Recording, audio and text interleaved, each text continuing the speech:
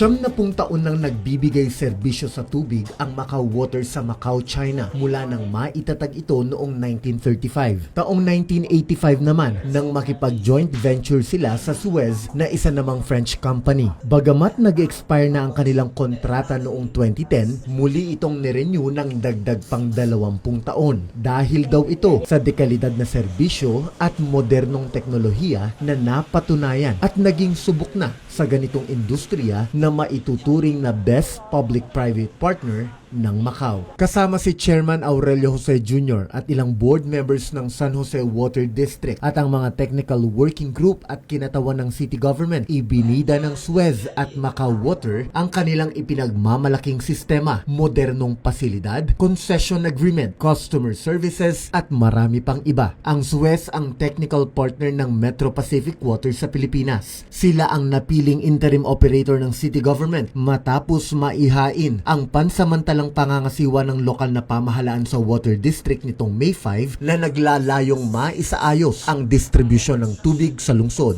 River water o sa ilog ang original source ng tubig sa Macau. Gaya ng planta ng Metro Pacific sa Dumaguete, may pagkakahawig ang sistema nila dito. Mula sa original source, dadaan ito sa iba't ibang proseso. Una ang coagulation and flocculation, kung saan nilalagyan ng kemikal na sodium hypochlorite ang raw water bago makarating sa kanilang mga water treatment plants. Bawat treatment plant kayang maghatid ng 130,000 cubic meter kada araw mula sa mga residential hanggang sa mga commercial establishments nila. Sa ikalawang proseso na sedimentation, naghihiwalay naman ang tubig at ang mga nakuhang sediments. Sa filtration naman, matapos dumaloy ang malinaw na tubig sa salaan ng buhangin, ang mga dumi na hindi pa naaayos at naaalis ay aalisin pa ng layer ng buhangin. Ang na-filter na tubig ay dadaloy sa mga tangke para naman ma-disinfect bago makarating sa mga kabahayan. Ipinakita din ng Suez at Macau team ang kanilang central control room kung saan namo-monitor nila ang kanilang buong proseso at sitwasyon ng kanilang mga planta.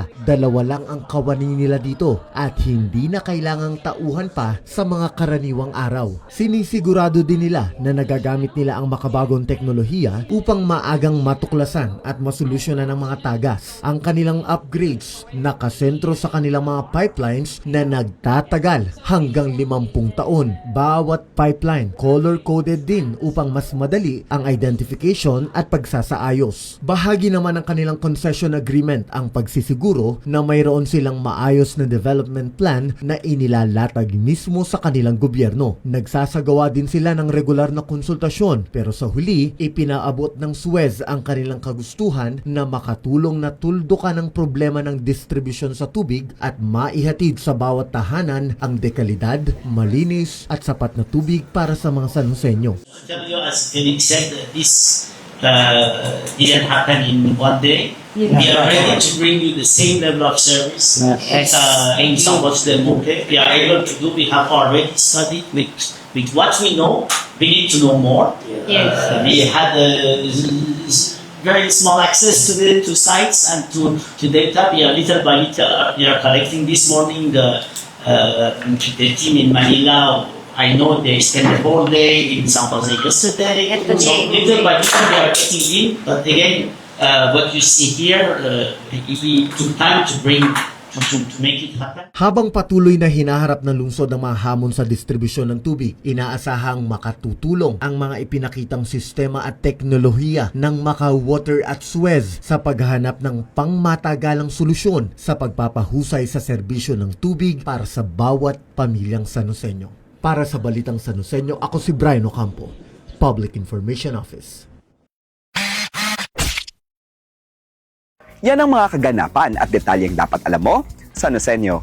Para sa napapanahong balita at impormasyon, doble aksyon at solusyon, i-follow at mag-subscribe na sa mga official social media pages ng Pamahalang Lungsod ng San Jose del Monte, Bulacan. Maraming salamat, Arya San Joseño.